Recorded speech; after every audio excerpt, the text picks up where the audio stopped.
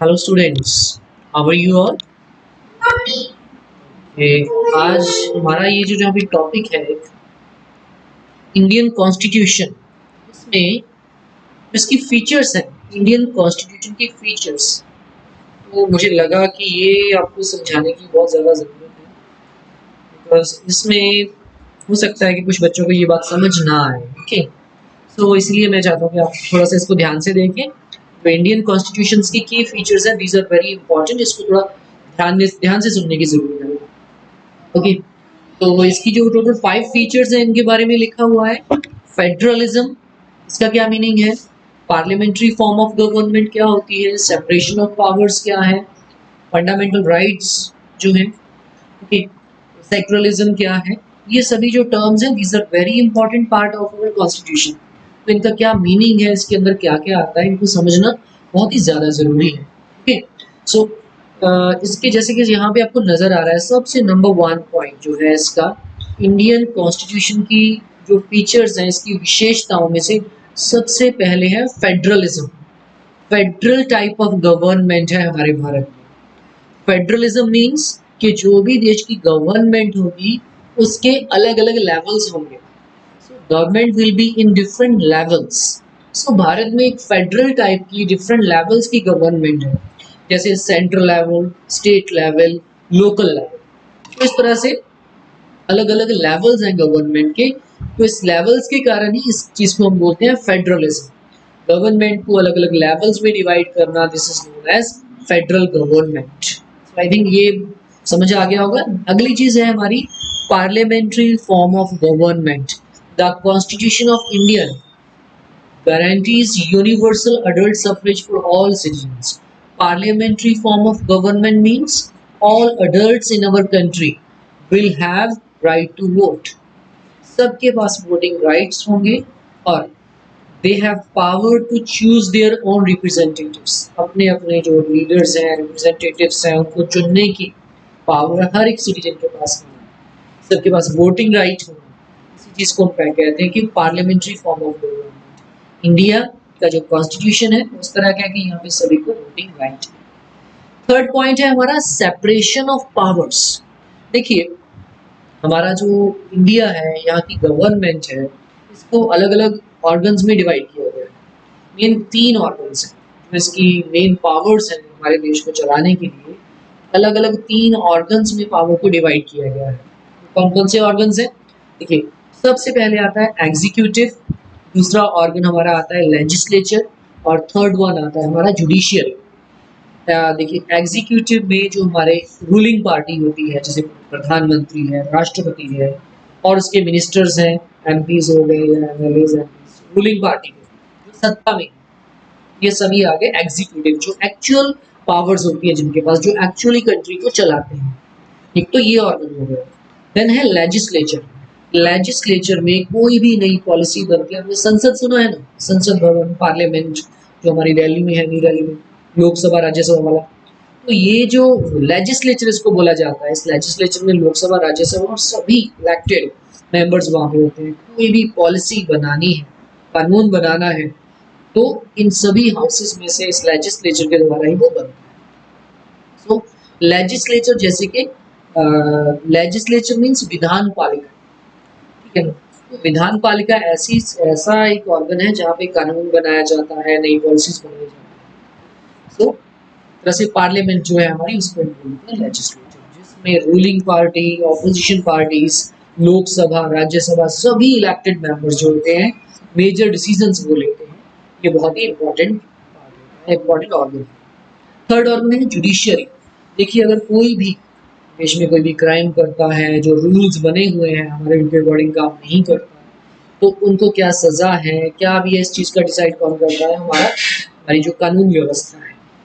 कौन है हमारा जो भी जस्टिस सिस्टम है? हमारा जस्टिस सिस्टम क्या है? हमारा सुप्रीम कोर्ट है, हाई कोर्ट्स है, लोकल कोर्ट्स है। सबसे टॉप पे सुप्रीम कोर्ट है। मैक्सिमम हर स्टेट में या 2 स्टेट का एक करके हाई कोर्ट्स है। लोकल लेवल पे लोकल कोर्ट्स हैं, एसडीएम की होती हैं या तहसीलदार के अलग। तो इस तरह से हमने देखा कि 3 लेवल, 3 ऑर्गन्स होते हैं गवर्नमेंट के, जिसमें एग्जीक्यूटिव, जुडिशियरी और लेजिस्लेटिव होती है। तीनों ही के पास ही मेन पावर्स होती है। तो इसमें जो पावर्स हैं उनको तीनों में इस तरह से डिवाइड किया गया होता है। यहाँ पे देखिए, लेजिस्लेचर, एग्जीक्यूटिव एंड जुडिशियरी, इस तरह से इनको पावर्स दी गई हैं हमारे संविधान के अकॉर्डिंग कि कोई भी बंदा, चाहे वो हमारी लेजिस्लेचर है या एग्जीक्यूटिव है या जुडिशरी, कोई भी अपनी पावर्स का मिसयूज ना कर सके और कोई भी किसी के ऊपर किसी भी ऑर्गन का इन्फ्लुएंस भी नहीं होता। सभी के सभी ऑर्गन्स इंडिपेंडेंट होते हैं अपना काम करने के लिए, वो किसी के भी प्रेशर में आके काम नहीं करते। They have their own powers. Even कि अगर कोई मिसयूज करता है अपनी पावर्स को तो उसके ऊपर भी रोक लगाने के लिए आगे होता है। तो एक तरह से पावर्स का बैलेंस बना रहता है, इंडिपेंडेंट भी होती है, किसी के अधीन नहीं होती, किसी के अंडर नहीं होते ये तीनों ऑर्गन्स। तो इस तरह से जब हम इन्हीं तीनों ऑर्गन्स में पावर्स को इक्वली डिवाइड कर देते हैं तो सबके पास अपनी अपनी पावर्स इनके पास होती है। This is known as separation of powers. Separation of powers. तो इस तरह से अभी तक हमने तीन चीजें पढ़ी हैं। Federalism means level of government, parliamentary form of government means people have right to vote, they have right to choose their representatives.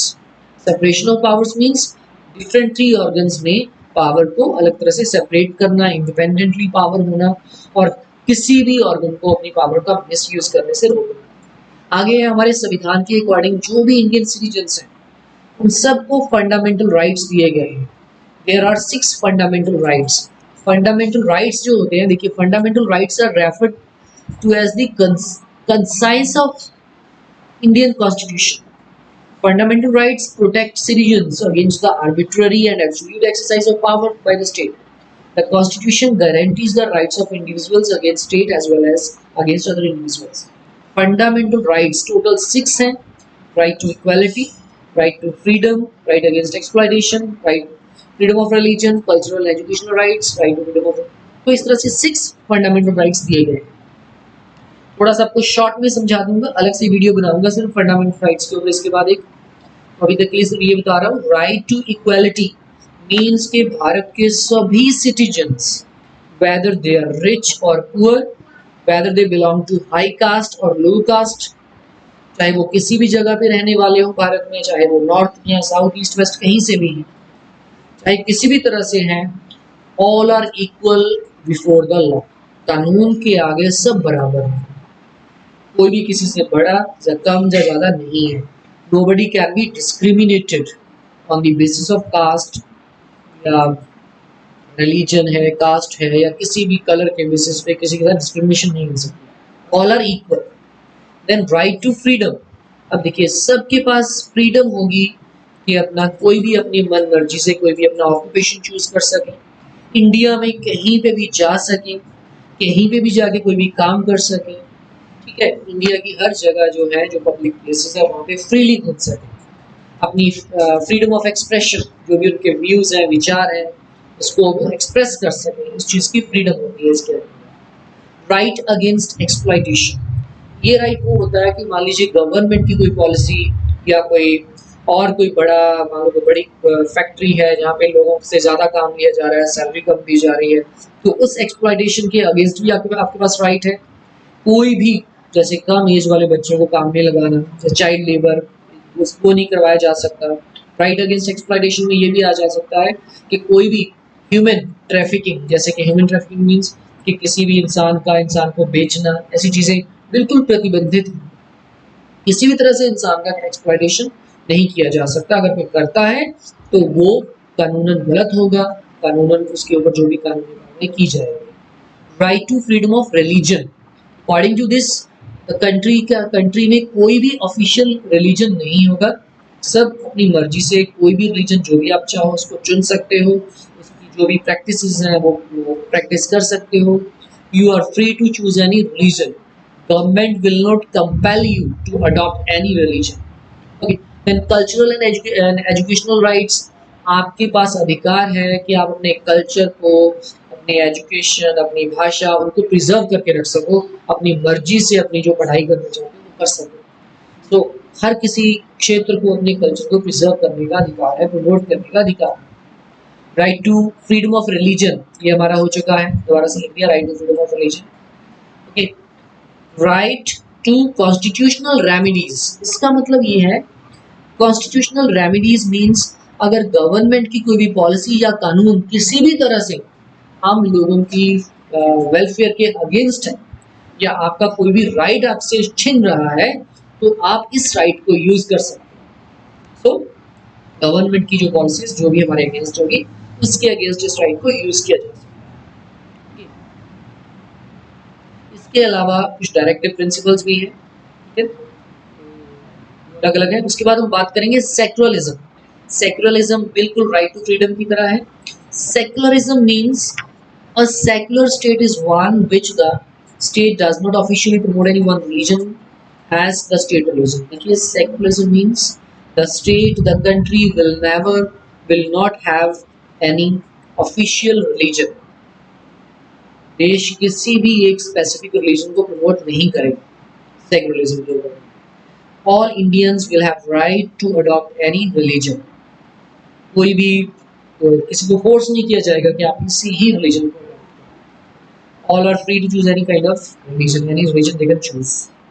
So इस तरह से जो मैं इस वीडियो के द्वारा आपको बताना चाहता था कि देखिए सबसे पहले federalism means level of government, central level, state level, local level. Central level यानी कि हमारा प्रधानमंत्री और उसके मंत्री जितने भी होते हैं, जैसे अमित शाह है, ठीक है, नरेंद्र मोदी है, राजनाथ सिंह है, निर्मला सीतारमण है, ये सभी सेंट्रल लेवल आ गया हमारा। स्टेट लेवल पे हमारा जो मुख्यमंत्री है, सब एमएलएज हैं, वो कौन सी गवर्नमेंट होगी स्टेट लेवल पे। लोकल लेवल पे क्या होगा, हमारी पंचायतें, सरपंच, पंच। शहरों में क्या होता है, नगर पालिका, नगर निगम। Okay, parliamentary form of government को समझ गए होंगे, all will have right to vote, separation of powers, 3 organs. Organ 3 कौन कौन से होते हैं याद रखो, लेजिस्लेचर, एग्जीक्यूटिव एंड जुडिशियल। तीनों के तीनों ही इंडिपेंडेंट होते हैं और कोई भी अगर ऑर्गन अपनी पावर्स का मिसयूज करता है तो उसके ऊपर भी कहीं ना कहीं प्रतिबंध लगाया जा सकता है। इसके ऊपर फंडामेंटल राइट्स टोटल 6 हैं, इनके ऊपर एक अलग से वीडियो बना के भेजूंगा। Secularism means country will not have any official religion or country will not promote any specific religion. कोई भी देश का अपना धर्म नहीं होगा, देशवासी अपनी मर्जी से कोई भी रिलीजन को अडॉप्ट कर सकते हैं। तो इसमें इतना ही है, इस वीडियो में इतना काफ़ी है, बाकी हम बाद में देखेंगे। कोई भी डाउट होगा आप पूछ सकते हो। आई थिंक इस वीडियो को ध्यान से देखना, this is very important question. Okay students, अभी तक के लिए इतना ही। टेक केयर, बाय बाय, और अपना काम पूरा रखो, अच्छे से रिवाइज करो अपने काम। Okay students, bye bye.